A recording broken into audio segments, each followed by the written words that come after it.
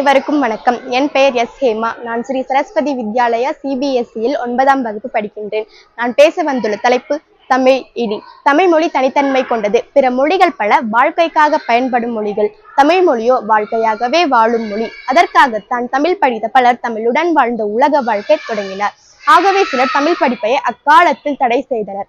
அந்நிலை மாறி தமிழாக வாழ மட்டும் மாறாமல் தமிழ் மொழியாலும் வாழ முடியும் என்னும் நிலைக்கு தமிழை கொண்டு வந்திருக்கிறோம். அதாவது அறிவியல் மொழியாவும் தமிழ் ஆக்கம் பெற்று வருகிறது. தமிழ் வழி கல்வி தலைத்து நிற்க வேண்டுமானால் தமிழ் எல்லா துறைகளிலும் கலைச்சொற்கள் உண்டாக்கப்பட வேண்டும்.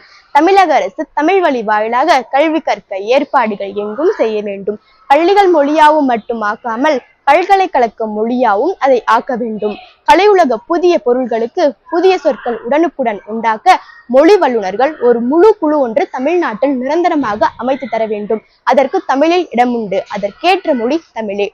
இருப்பதை ஈந்து இல்லாததை ஏந்து காலத்தின் மாற்றத்தை கணக்கில் கொண்டு செயல்படுவோம். கலைச்சொற்கள் காண்போம். வெற்றி கூறுவோம். சொல்லில் உயர்வு சொல் தமிழே. தமிழ் பேச்சு எங்கள் மூச்சு. நன்றி, வணக்கம்.